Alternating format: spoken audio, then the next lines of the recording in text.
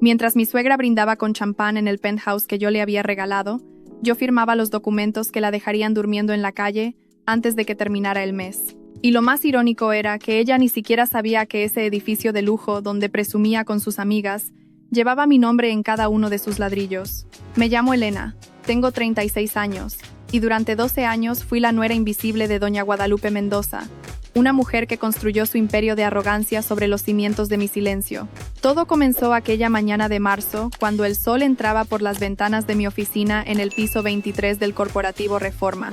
Mi asistente, Lucía, entró con esa expresión que yo ya conocía demasiado bien, la misma que ponía cuando tenía que darme noticias que preferiría no escuchar. «Señora Elena, tiene que ver esto», me dijo, extendiendo su teléfono hacia mí. En la pantalla había una fotografía.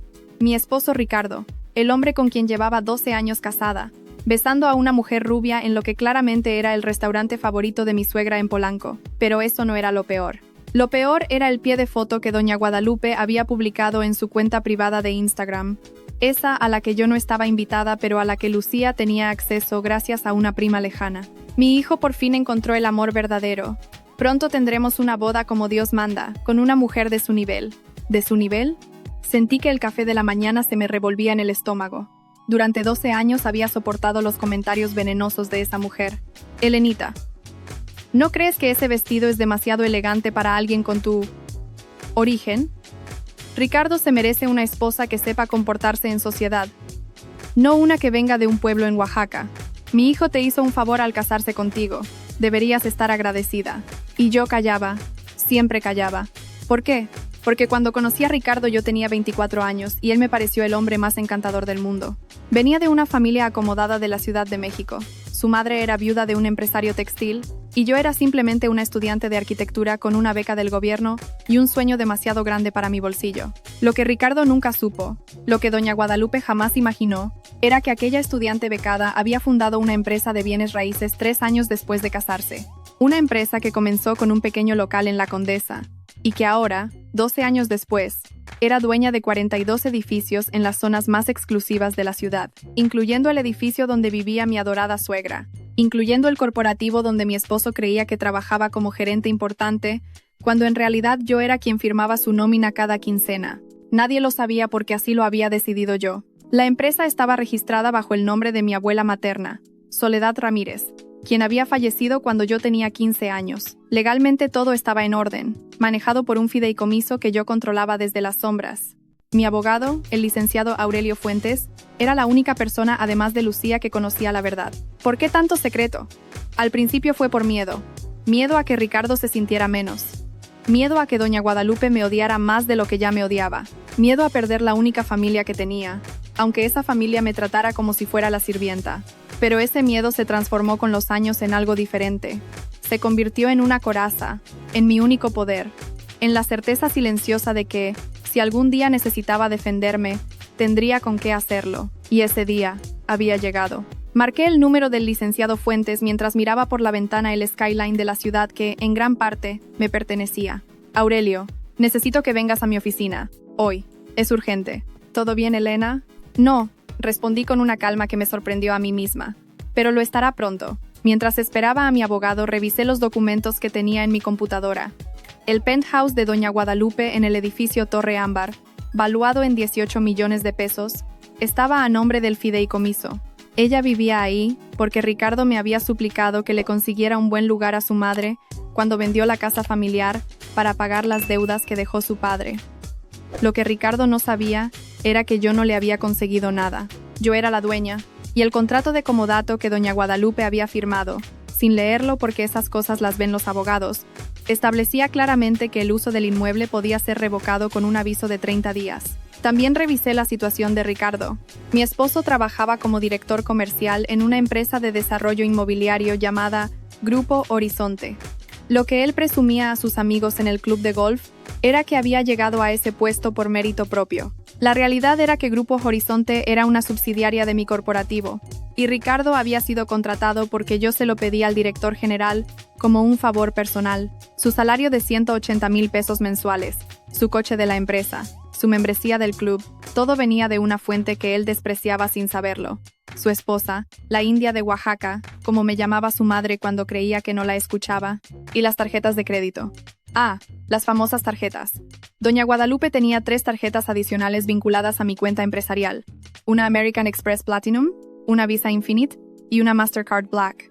Las había pedido Ricardo hace 8 años, llorando porque su madre había tenido problemas financieros y necesitaba ayuda. Yo accedí porque aún creía que el amor podía ablandar corazones de piedra. Error mío. En los últimos 8 años, Doña Guadalupe había gastado más de 4 millones de pesos en ropa, joyas, viajes y restaurantes de lujo. Todo a mi cuenta. Todo mientras me decía en las cenas familiares que yo no sabía vestirme y que se notaba mi origen humilde. El licenciado Fuentes llegó a las 11 de la mañana con su maletín de cuero y su expresión de preocupación profesional. Elena, ¿qué sucede? Le mostré la fotografía. Le conté sobre la publicación de mi suegra. Le expliqué que mi matrimonio había sido una farsa durante quién sabe cuántos años. Quiero el divorcio, dije. Pero antes de eso, quiero recuperar todo lo que es mío. Aurelio asintió lentamente. Conocía mi historia. Sabía de lo que era capaz. ¿Qué necesitas que haga? Primero, cancela las tarjetas de crédito adicionales. Las 3. Hoy mismo. Segundo, prepara el aviso de terminación del comodato del penthouse. Tercero, quiero que investigues si hay forma legal de desvincular a Ricardo de Grupo Horizonte sin que parezca una represalia. ¿Y el divorcio? Eso viene después. Primero quiero que sientan lo que se siente quedarse sin nada. Quiero que entiendan que todo lo que tienen, todo lo que presumen, todo lo que creen que merecen, siempre vino de la persona que despreciaron. Aurelio me miró con una mezcla de admiración y precaución. Elena, ¿estás segura? Esto va a causar un escándalo enorme. Aurelio, durante 12 años fui la esposa perfecta. Callé insultos, soporté humillaciones, financié lujos que nunca me agradecieron. ¿Sabes lo que descubrí hoy? Que mi suegra está organizando la boda de mi esposo con su amante, en mi edificio, con mi dinero, probablemente con el vestido que compró con mi tarjeta. El abogado cerró los ojos un momento, procesando la magnitud de la traición. Entiendo. Procederé de inmediato. Las tarjetas fueron canceladas esa misma tarde. A las 6 de la noche, Lucía me informó que había recibido 3 alertas de intentos de compra rechazados. Una en Liverpool, otra en Saks Fifth Avenue y otra en un restaurante de Mazarik.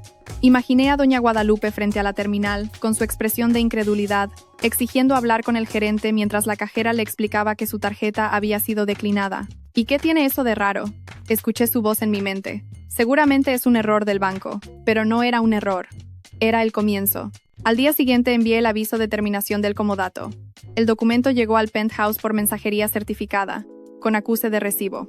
Doña Guadalupe tendría 30 días para desalojar el departamento que había presumido durante años como si fuera suyo. Esa noche, Ricardo llegó a nuestra casa en Las Lomas más tarde que de costumbre.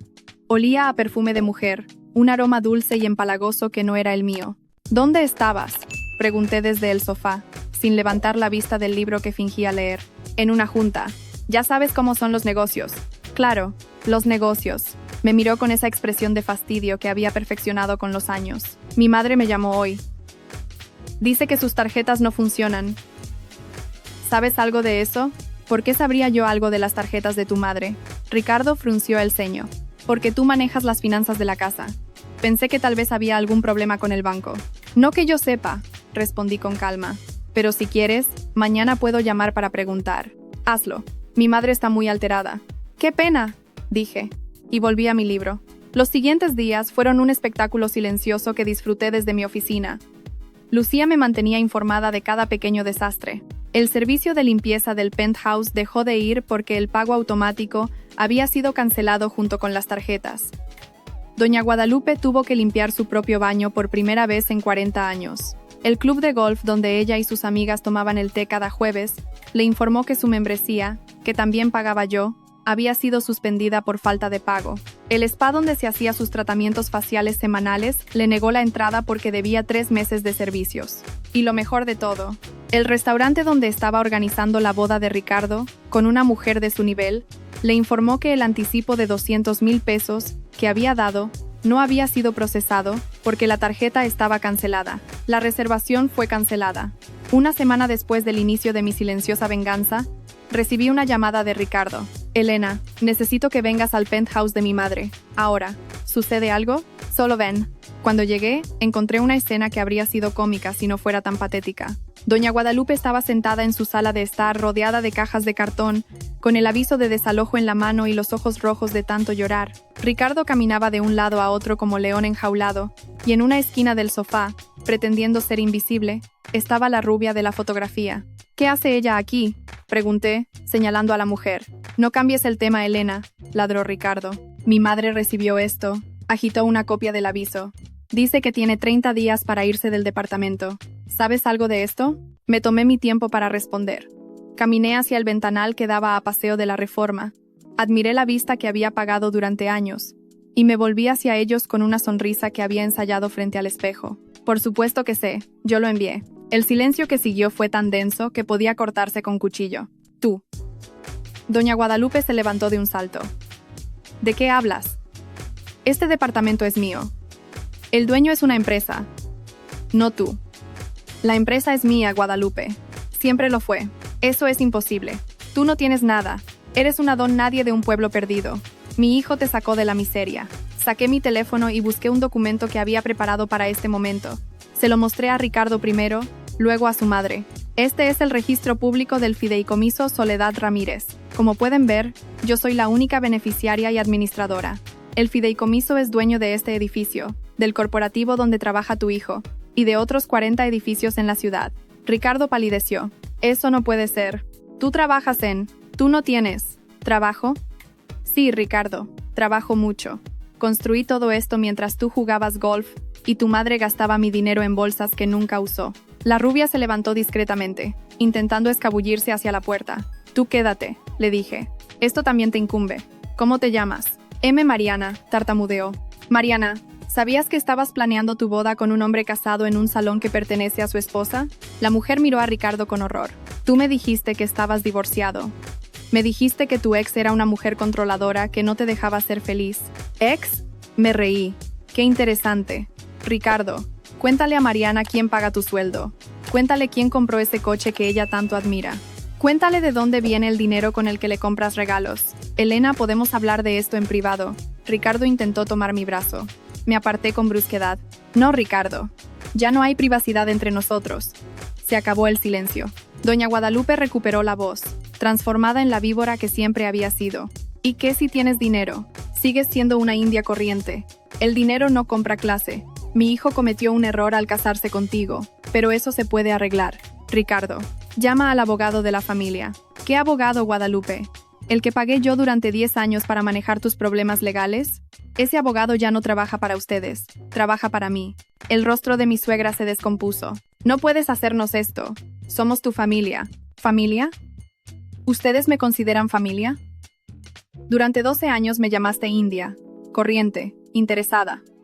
Le dijiste a tus amigas que tu hijo había cometido un error. Organizaste la boda de mi esposo con otra mujer en mi edificio, con mi dinero, mientras me dabas las sobras de tu desprecio. Me acerqué a ella, tan cerca que pude ver el miedo genuino en sus ojos por primera vez desde que la conocí. Déjame explicarte lo que va a pasar. En 29 días vas a salir de este departamento. Puedes llevarte tus pertenencias, pero nada más. Las joyas que compraste con mi tarjeta se quedan. Las voy a vender para recuperar algo de los 4 millones de pesos que me debes. Si intentas resistirte, llamaré a la policía y te sacarán con lo puesto. Ricardo, haz algo, gimió. Pero Ricardo estaba demasiado ocupado procesando la destrucción de su propio mundo. El trabajo. ¿Me van a despedir? Ya lo hicieron, Ricardo. Firmé tu carta de despido esta mañana. Tienes derecho a liquidación según la ley. Así que recibirás 3 meses de sueldo. Después de eso, tendrás que buscar empleo real. En una empresa donde no seas el esposo inútil de la dueña. No puedes hacerme esto. Tenemos un matrimonio. Hay leyes. Sí, hay leyes. Y el régimen de separación de bienes que firmamos antes de casarnos dice que lo tuyo es tuyo y lo mío es mío. ¿Recuerdas ese documento que tu madre me obligó a firmar porque no quería que una oportunista se quedara con el patrimonio familiar? Resulta que ese documento me protege a mí, no a ti, porque el patrimonio familiar nunca existió. El patrimonio siempre fue mío. La ironía era tan perfecta que casi me daba risa.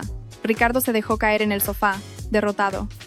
Mariana aprovechó el momento para escabullirse definitivamente, murmurando algo sobre necesitar tiempo para pensar. Supe que no la volveríamos a ver. Doña Guadalupe, sin embargo, no se rendía tan fácilmente. Esto es una locura. Voy a demandarte. Voy a llamar a la prensa. Voy a destruir tu reputación. Hazlo. La desafié. Cuéntale a la prensa cómo la nuera que humillaste durante 12 años resultó ser una de las empresarias más exitosas del país. Cuéntales cómo vivías de su dinero mientras la llamabas India. A los medios les encantan las historias de karma. La dejé con la boca abierta, incapaz de responder. Me dirigí hacia la puerta, pero antes de salir, me di la vuelta una última vez. Guadalupe, quiero que sepas una cosa. Nunca me importó tu aprobación. Nunca necesité que me aceptaras.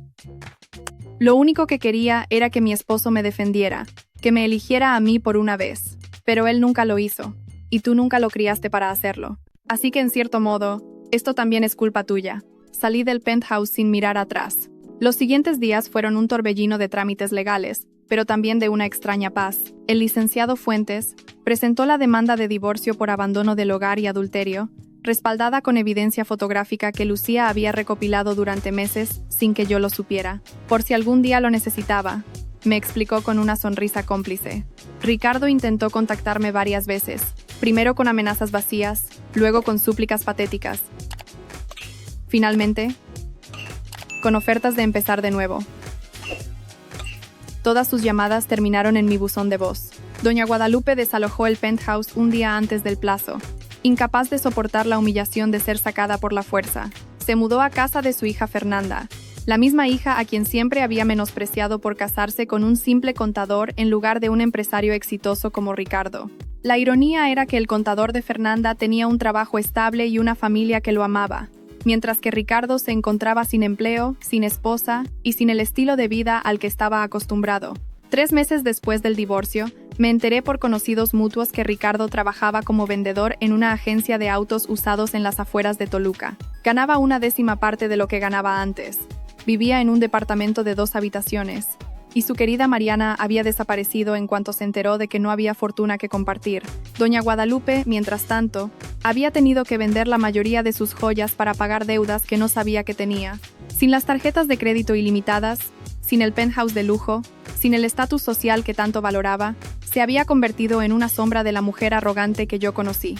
Sus amigas del club la habían dejado de invitar a sus reuniones. Su vida social se había reducido a ver telenovelas en el pequeño apartamento de su hija. Algunos dirán que fui cruel, que debía haber sido más compasiva, que la venganza no lleva a ningún lado. Pero yo no lo veo como venganza, lo veo como justicia. Lo veo como el momento en que finalmente dejé de esconder mi luz para proteger egos frágiles. Lo veo como el día en que me di permiso de ser quien realmente soy. Hoy manejo mi empresa sin esconderme. Mi nombre aparece en las revistas de negocios, en las listas de mujeres empresarias más influyentes, en los eventos de caridad donde antes entraba como la esposa de, ahora entro como Elena Ramírez, fundadora y CEO de Grupo Soledad, la empresa que construí con mis propias manos mientras el mundo me subestimaba. ¿Me arrepiento de algo? Solo de una cosa. Me arrepiento de haber esperado tanto. Me arrepiento de cada día que pasé en silencio, cada insulto que tragué, cada lágrima que derramé en privado mientras mantenía la farsa de un matrimonio feliz. Si algo aprendí de esta experiencia es esto: nunca, jamás, permitas que nadie te defina por tu origen, por tu género o por lo que ellos creen que mereces. El poder que tienes no depende de quién te reconozca, depende de lo que hagas con él. La puerta de mi jaula dorada siempre estuvo abierta. Solo necesitaba el valor para cruzarla. Y cuando finalmente lo hice, descubrí que del otro lado no había vacío ni miedo. Había libertad, había yo misma, esperándome con los brazos abiertos. Si estás escuchando esta historia y te sientes identificada, si estás en una relación donde te menosprecian, donde te hacen sentir menos, donde tu luz molesta a quienes deberían celebrarla, quiero que sepas algo importante. Tú también puedes cruzar esa puerta. Y cuando lo hagas, te prometo que no mirarás atrás. Esta es mi historia. No es un cuento de hadas porque no esperé a que un príncipe me rescatara. Me rescaté yo misma. Y ese, al final, es el único final feliz que realmente importa. Porque la verdadera riqueza nunca estuvo en los edificios que poseo, ni en las cuentas bancarias que manejo. La verdadera riqueza está en saber quién soy, en valorar lo que merezco y en no permitir que nadie me quite eso nunca más. Mientras Guadalupe sigue contando a quien quiera escucharla que fui una malagradecida, mientras Ricardo sigue preguntándose dónde se equivocó, yo despierto cada mañana en paz.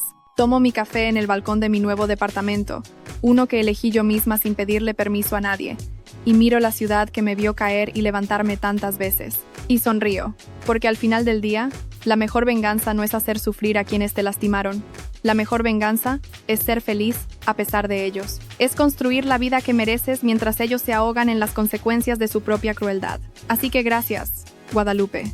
Gracias por enseñarme exactamente la clase de persona que no quiero ser. Gracias por mostrarme que el desprecio de otros solo tiene el poder que yo decida darle. Y gracias sobre todo por subestimarme. Porque fue tu desprecio el que me dio la fuerza para convertirme en la mujer que siempre debí ser. Una mujer libre, una mujer poderosa, una mujer que ya no necesita la aprobación de nadie para saber cuánto vale. Esa mujer soy yo, y esta es mi historia.